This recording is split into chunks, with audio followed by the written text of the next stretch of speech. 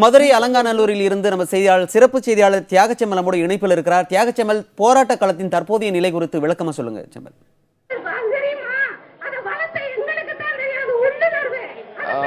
மணிமாறன், தமிழகத்தினுடைய ஜல்லிக்கட்டு போராட்டங்களின் மையப்புள்ளியும் கிட்டத்தட்ட ஒரு முக்கியமான இடம். இங்கே என்ன எதிரொலிக்கிறதோ அதுதான் தமிழகம் முழுவதும் ஜல்லிக்கட்டு தொடர்பான போராட்டம் குறித்து எதிரொலித்து வருகிறது என்று சொல்லக்கூடிய அளவில் ஆளுமை செலுத்திருக்கக்கூடிய முக்கியமான இடம் அலங்காநல்லூர் கிராமம். இந்த அலங்காநல்லூர் கிராமத்தில் இன்று காலை முதலமைச்சரினுடைய அந்த பேட்டி, அவசர சட்டம் குறித்த தகவல்கள் எல்லாம் பல்வேறு விதமான தரவுகளை இங்கு ஏற்படுத்தியிருந்தாலும் இந்த மக்கள் இரண்டு கோரிக்கைகளில் மிக தெளிவாக இருக்கிறார்கள். ஒன்று அவசர சட்டம், மற்றொன்று காட்சிப்படுத்தப்படக்கூடிய விலங்கினங்கள் பட்டியலிருந்து காலை நீக்க வேண்டும் என்கிற கோரிக்கை. கடந்த கால அனுபவங்களிலிருந்து இந்த மக்கள் மிக விழிப்போடு இந்த வகையில் இருக்கிறார்கள் என்று நாம் பார்க்க வேண்டியிருக்கிறது. ஏனெனில் அவசர சட்டம் என்னதுன்னு கொண்டு வந்து அதை நிறைவேற்றும் நேரத்தில் ஏதாவது அமைப்புகள் உச்சநீதிமன்றத்தை நாடி அதற்கு தடை பெறலாம் என்கிற அடிப்படையிலும் மிக அரசியல் ரீதியான தெளிவான ஒரு பாதையை நோக்கி நாங்கள் பயணிக்கிறோம் என்பதை எடுத்துக்காட்டுவதற்காகவும் இந்த இரண்டு நிலைப்பாடு எடுத்திருப்பதாக அவர்கள் தெரிவிக்கிறார்கள். நாம் இருக்கக்கூடிய மக்களிடம் மறுபடியும் உங்களுக்காக கருத்துக்களை கேட்டு வழங்கலாம் என நினைக்கிறேன். தொடர்ச்சியாக நாம் இங்கு பல இளைஞர்கள் இந்த தரப்பில் இங்கு குழுமி இருக்கிறார்கள், அவர்களிடம் பேசலாம். இப்போ ரெண்டு தீர்வுகள் உங்க கிராமத்திலிருந்து நீங்க முன்வைக்கிறீங்க இல்லையா? கொஞ்சம் எந்திரிச்சுக்கோ. ரெண்டு தீர்வுகள் உங்க கிராமத்திலிருந்து முன் வச்சிருக்கீங்க. நீங்க முன்வைக்கூடிய தீர்வு தான் தமிழகம் முழுவதும் போய்கொண்டிருக்கிறது. ஏன் அந்த ரெண்டு தீர்வு முன்வைக்கிறீங்க? ஏன் காட்சிகள் படுத்தப்படக்கூடிய விலங்குகள் பட்டியலிருந்து காலை நீக்கணும்னு சொல்றீங்க? இன்றைக்கு அளிச்சிருக்கிற அந்த பேட்டியில உங்களுக்கு திருப்தி இல்லையா? அதாவது காட்சிப்படுத்த பட்டியலிருந்து காலையில் நீக்கணும்டா, அது மேல் தடை எதுவும் வராமல் இருக்கிறதுனால இப்போ எப்படியும் அவசர சட்டம் போட்டாலும் மறுபடியும் கோர்ட்டில் மறுபடியும் கேஸ் போடுறதுக்கு ஒரு வாய்ப்பு இருக்கு. அதனால இது காட்சிப்படுத்தப்பட்ட பட்டியலிருந்து காலை நீக்கின்ற ஒரு இதனால நாங்கள் போராடிக்கிட்டு இருக்கோம். அதனால இந்த ரெண்டு கோரிக்கைகள் வச்சிருக்கோம். இன்னைக்கு காலையில முதலமைச்சரோட பேட்டி நீங்க பார்த்துருப்பீங்க. தமிழக அரசு அவசர சட்டம் பிறப்பிக்கும், அதுக்கான சட்ட ஆலோசனைகள் நாங்கள் ஈடுபட்டு வருகிறோம். அந்த ஒரு சூழ்நிலையில தான் நாங்கள் நான் டெல்லியிலே தங்கி இதுக்கான வேலைகளை செஞ்சுட்டு வரேன் அப்படின்னு சொல்லியிருக்காரு. அந்த அவசர சட்டத்து மீது உங்களுக்கு நம்பிக்கை இல்லையா? இல்லை, நம்பிக்கை இல்லை. இனிமேல் அரசை நம்புறதாவே இல்லை. நாங்கள் கடைசி வரைக்கும் போராடியே பார்க்கணும்னு முடிவு பண்ணிட்டோம். அரசு மேலே எங்களுக்கு நம்பிக்கை இல்லை. காட்சிப்படுத்தப்பட்ட பொருளிலிருந்து காலையை தூக்கணும், அதான் எங்களுக்கு கோரிக்கை. அதை நடத்துகிற வரைக்கும் நாங்கள் போராட்டம் பண்ணிகிட்டே இருப்போம். மணிமாறன், இந்த விஷயத்துல நம்ம ஒரு மிக முக்கியமான ஒன்றை நாம் பார்க்க வேண்டியது இருக்கிறது. அதாவது இந்த மக்களிடம் அரசியல் ரீதியாக சட்ட ரீதியாக தெளிவுகள் இல்லை என்று சொல்லப்பட்டாலும் நீ உட்காருங்க, நான் வரேன், எல்லாரும் உட்காருங்க, வரேன்.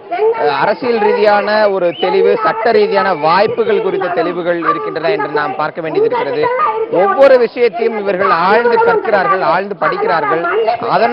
அதை ஒட்டியான பிரதிபலிப்புகளையே இவர்கள் காத்துக் கொண்டிருக்கிறார்கள். அதை ஒட்டிய பிரதிபலிப்புகளை மட்டுமே அவர்கள் எதிர்பார்ப்புகளாக வைத்திருக்கிறார்கள். மணிமாறன், தியாகச்செம்மல், முதல்வரின் அறிவிப்பை தொடர்ந்து அலங்காநல்லூரில் அடுத்தடுத்து என்ன நிகழ்வுகள் நடந்தது? போராட்டத்தை தொடர வேண்டும் என்று அவர்கள் ஏற்கனவே முடிவு செய்து வைத்திருந்தார்களா, அல்லது அறிவிப்புக்கு பிறகு அவர்களுக்குள் ஏதாவது ஆலோசனை நடத்தினார்களா? சிவரஞ்சன், இது ரொம்ப முக்கியமான கேள்வி. ஏனெனில் தமிழகம் முழுவதும் நடைபெறக்கூடிய போராட்டங்களுடைய எதிரொலியாக அலங்காநல்லூர் இருக்கின்ற காரணத்தினால் முதலமைச்சர் இந்த பேட்டிக்கு பிறகு இங்கே ஏதேனும் மாற்றங்கள் வருமா என்று நாமும் தொடர்ச்சியாக ஆய்வு செய்து பார்த்தோம். ஆனால் இந்த மக்களை பொறுத்தவரை ஒற்றை வரி தீர்வை நோக்கி மட்டுமே அவர்கள் இருக்கிறார்கள். ஜல்லிக்கட்டு இந்த தேதியில் நடைபெறும், இதற்கான வாய்ப்புகளை அரசு உருவாக்கி இருக்கிறது. காட்சிப்படுத்தப்படக்கூடிய விலங்குகள் பட்டியலிருந்து காளைகளை நீக்கிவிட்டோம் என்கிற அறிவிப்பு, இந்த இரண்டு அறிவிப்பு மட்டும்தான் எங்களை திருப்திப்படுத்தும் என்று அவர்கள் தொடர்ச்சியாக சொல்லிக்கொண்டே இருக்கிறார்கள். அவரிடமே நம்ம நேரடியாக கேட்கலாம். இங்க இருக்கக்கூடிய இளைஞர் தொடர்ச்சியாக 4 நாட்களுக்கு மேலாக நான் இந்த இளைஞர் இங்க பார்த்துட்டே இருக்கேன். முதலமைச்சர் அறிவிப்புக்கு பிறகு இங்க ஏதோ ஆலோசனை கூட்டம் எல்லாம் நடத்துனீங்களா, இல்ல இந்த போராட்டம் தொடரணுங்கிற முடிவு ஏற்கனவே எடுத்து வைக்கப்பட்டதா? உங்க இறுதி இலக்கு என்ன? எங்களோட இறுதி இலக்கு காலை காட்சியரங்கப்பட்டில இருந்து நீக்கணும். இந்த ஜல்லிக்கட்டு நாங்க இந்த ஒரு பொங்கலுக்கு நடத்த கேட்கலாம், இனி வர எல்லா பொங்கலுக்கும் ஜல்லிக்கட்டு நடத்தணும், தடையில்லா ஜல்லிக்கட்டு நடத்தணும். இதுதான் எங்களோட இதே வழியே. இதுக்காண்டி கமிட்டி அமைக்கல. எங்க இளைஞரோட கோரிக்கையே அதான். அதாவது இந்த காலை அழிச்சிட்டோம்னா எங்க தமிழ் இனத்தையே அழிச்சிருவாங்க. எங்க தமிழ் இனத்தோட ஒரு அடையாளமான அந்த ஜல்லிக்கட்டை நாங்க எக்காரணத்தை கொண்டு யாருக்காண்டி விட்டு கொடுக்க மாட்டோம். நேத்துக்கு இந்த காலத்துல இருக்கும்போது காலைல முதலமைச்சர் போய் பிரதமரை சந்திப்பாரு அப்படின்னு எதிர்பார்த்தோம். அதன் பிறகு ஏதேனும் தீர்வு வருமா அப்படின்னு நம்ம காத்துட்டு இருந்த போது அதற்கு வேறொரு எதிர்வினை நீங்க இங்க இருக்கிற கிராம மக்களும் இளைஞர்களும் எதிர்வினை ஆற்றினீங்க. இப்ப ஒரு பேட்டி கொடுக்கிறார், அவசர சட்டம் நிறைவேற்றப்படும், தமிழக அரசே நிறைவேற்றுவதற்கான சட்ட ஆலோசனை ஈடுபட்டிருக்கேன் அப்படிங்கிறது. அதில் அந்த கோரிக்கை நீங்க முற்றாக நிராகரிக்கிறீங்களா, இல்ல அந்த கோரிக்கையில வேறு சில விஷயங்கள் சேர்த்து வரணும்னு நினைக்கிறீங்களா? அந்த கோரிக்கைக்கு தமிழக அரசு நன்றி சொல்லணும். ஏன்னா அவங்க அந்த கோரிக்கை வச்சிருக்காங்க, அந்த ப்ராசஸ் நடக்கட்டும். நாங்கள் அதை வேணாம்னு சொல்லல, ஜல்லிக்கட்டு எங்களுக்கு இந்த வருஷம் நடக்கணும். ஆனால் வந்து எங்களுக்கு நிரந்தர ஜல்லிக்கட்டு நடத்தணும். அதாவது உங்களுக்கு வந்து ஒரு டைம் கேட்குறாங்க, அந்த டைமை நாங்கள் கொடுக்குறோம். சரி, இன்னும் 2 நாள் வேணுமா எடுத்துக்கோங்க, நாங்கள் 2 நாள் உட்காந்துருக்க போகிறோம். 2 நாள் உங்களுக்கு பிரச்சனை இல்லை. 5 நாள் உட்காந்துருந்தவங்க இன்னும் 2 நாள் உட்கார போகிற பெரிய மேட்டராக இருக்காது. அதுமாரி நாங்கள் எப்பயும் போல உட்காந்துட்டு அந்த 2 நாள் சட்டம் வந்ததுக்கப்புறம் சந்தோஷமா கலந்து போயிடணும். இது எங்களுக்கு ஒரு பெரிய பிரச்சனை. எங்களுக்கு வந்து ஒரு வெற்றியோட நோக்கம் தான் நாங்கள் போயிட்டு இருக்கோம் மொழியே. இதுக்காண்டி கமிட்டி அமைக்கணும்னு அவசியம் இல்லை. எங்கள் மக்களோட மொத்த ஆதங்கமே அதான். சிவரஞ்சன், நீங்க கேட்டிருப்பீங்க, இந்த ஜல்லிக்கட்டு மட்டுமல்ல நிரந்தர ஜல்லிக்கட்டு. இதைத்தான் நான் ஏற்கனவே என்னுடைய பதிலில் சொல்லியிருந்தேன். கடந்த கால அனுபவங்கள் இந்த மக்கள் மத்தியில் மிகப்பெரிய தாக்கத்தை ஏற்படுத்தியிருக்கின்றன. அதாவது ஒரு அவசர சட்டத்தை மத்திய அரசு பிறப்பிக்கிறது, ஜல்லிக்கட்டுக்கான ஏற்பாடுகள் எல்லாம் தயாராகி மக்கள் அந்த மனநிலைக்கு செல்லும் போது ஒரு நீதிமன்ற தடை வருகிறது, அதனால் ஜல்லிக்கட்டு தடைபடுகிறது என்கிற அந்த அனுபவம் இந்த மக்கள் மத்தியில் ஒரு மிகப்பெரிய தாக்கத்தை ஏற்படுத்துகின்ற நாம் சொல்லலாம். இந்த ஆலோசனை கூட்டங்களோ கலந்துரையாளர்களோ இங்கு நடைபெறவில்லை. மிக இயல்பாக வரக்கூடிய விஷயங்களை இவர்கள் எதிர்கொள்கிறார்கள். இங்கு ஏதேனும் மாற்று கருத்துக்கள் ஒருவர் சொன்னால் கூட அந்த மாற்று கருத்துக்களை நிராகரித்து இதுதான் நமது ஒற்றை கோரிக்கை என்று இங்க இருக்கக்கூடிய மைக்ல இங்க என்ன பின்னாடி கூட ஒரு பெண்மணி பேசிக் கொண்டிருக்கிறார். இப்படி இருக்கக்கூடிய இந்த ஏற்பாட்டில் அவர்கள் உடனடியாக அறிவிக்கிறார்கள். உடனடியாக அந்த ஒற்றை கருத்து என்பது அனைவரதும் கருத்தாக மாற்றப்படுகிறது. சிவரஞ்சனி, தியாகச்செம்மல் அருகாமையில் ஒலிபெருக்கில் ஏதோ சொல்லிக்கொண்டே இருக்கிறார்கள் தொடர்ச்சியாக. அவர்கள் என்ன பேசிக் கொண்டிருக்கிறார்கள்? அவர்களுக்கு போராட்டக்காரர்கள் அவர்களிடம் என்ன மாதிரியான கருத்துக்களை பகிர்ந்து கொள்கிறார்கள்?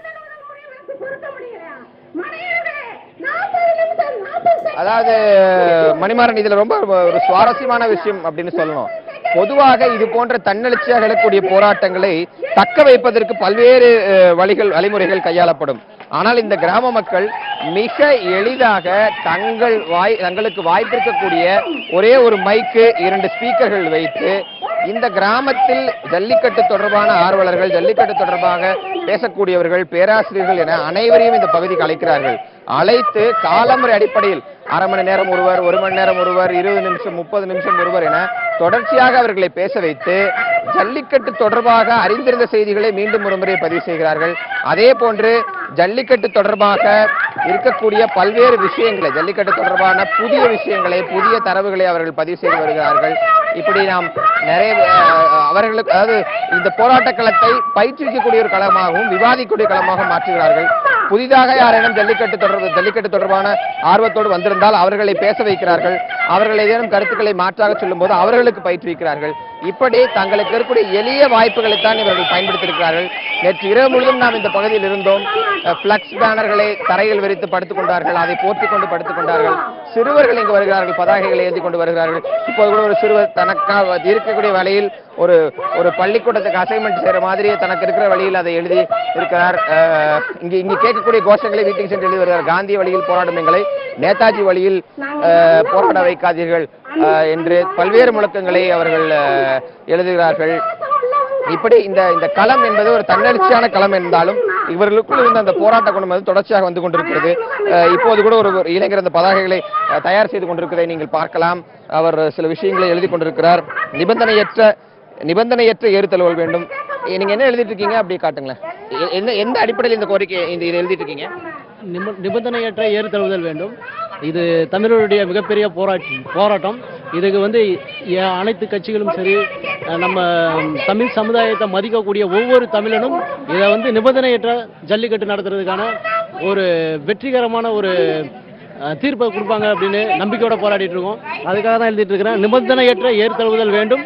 இப்படிக்கு தமிழ் ரத்தங்கள் சூடு. நிபந்தனையற்ற அப்படின்னு நீங்க சொல்றீங்கல்ல, அதை நாங்க எப்படி புரிஞ்சுக்கிறது? பார்க்கக்கூடிய மக்கள் எப்படி புரிஞ்சுக்கிறது? நிபந்தனையற்றனா என்ன சொல்ல வரீங்க சார்? ஒன்றும் இல்லைங்க. நிபந்தனையற்றனா காலங்காலமா வந்து பாத்தீங்கன்னா இப்போ ஒரு பீட்டாங்கிற அமைப்பு நம்மளுடைய காளைகளை அடக்கிறதுக்கு நமக்கு வந்து நிபந்தனைகள் வைக்கிறாங்க. இப்படி தான் பண்ணணும், இந்த மாதிரி தான் பண்ணணும், ஒரு குறிப்பிட்ட அளவுக்குள்ள தான் இருக்கணும், ஒரு 100 அடிக்கு வந்து காளைக்கு எனக்கு டிஸ்டன்ஸ் வேணும், காளைகளை துன்புறுத்தக்கூடாது, வாழ பிடிக்க கூடாது, இந்த மாதிரி நிறைய விஷயங்கள் சொல்லிட்டு இருக்கிறாங்க. இது நம்ம வளர்த்த காலை நாம வந்து அதை அடக்க போறோம்.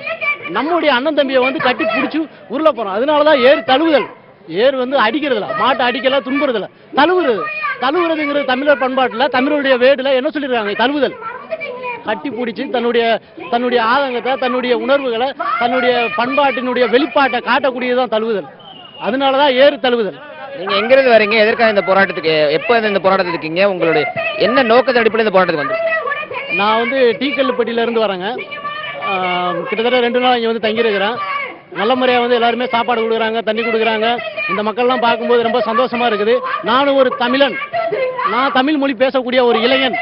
என்ன மாதிரி என்னுடைய சமுதாயம் அழிஞ்சு போகக்கூடாது, எனக்கு வரக்கூடிய என்னுடைய அடுத்த தலைமுறைக்கு என்னுடைய தமிழ் இருக்கணும், என்னுடைய தமிழுடைய பாரம்பரியமான கலாச்சாரம், பண்பாடு, நாகரிகம், விளையாட்டுகள் எல்லாமே இருக்கணும். நான் விளையாண்ட என்னுடைய தாத்தன் பாட்டன் முப்பாட்ட விளையாண்ட விளையாட்டுகள் எல்லாமே இருக்கின்ற ஒரு ஆதங்கத்துக்காக நாங்கள் வந்திருக்கிறோம். கண்டிப்பா ஜாதிச்சு காட்டுவோம். தம்பி தமிழரசு, இந்த இடத்துல ஒரு விஷயத்தை நாம் தெளிவாக சொல்லியாக வேண்டும். பொதுவாக இது போன்ற போராட்டங்கள், சிக்கல்கள், பிரச்சனைகள் எங்கே ஏற்படும் என்றால் உணவு, குடிநீர் அல்லது தங்குமிடம் போன்றவற்றில் தான் பிரச்சனை ஏற்படும். ஒரு ஊடகவியலாளராக, செய்தியாளராக ஒரு விஷயம் பார்த்து எனக்கு பிரமிப்பை ஏற்படுத்தியிருந்தது. இந்த இடத்தில் சாப்பாட்டிற்கு எந்த விதமான குறையும் இல்லாமல் அறியக்கூடிய கிராம மக்கள் பார்த்துக் கொண்டிருக்கிறார்கள். என்னோட ஒளிப்பதிவாளர் நான் உங்களுக்கு அந்த ஒரு லாரியை காட்ட சொல்லுகிறேன். இந்த ஒரு லாரி மட்டுமல்லாமல் இது போன்ற 3 லாரிகளில் அருகில் இருக்கக்கூடிய 50க்கும் மேற்பட்ட கிராமங்களிலிருந்து உணவுகள் வந்தன.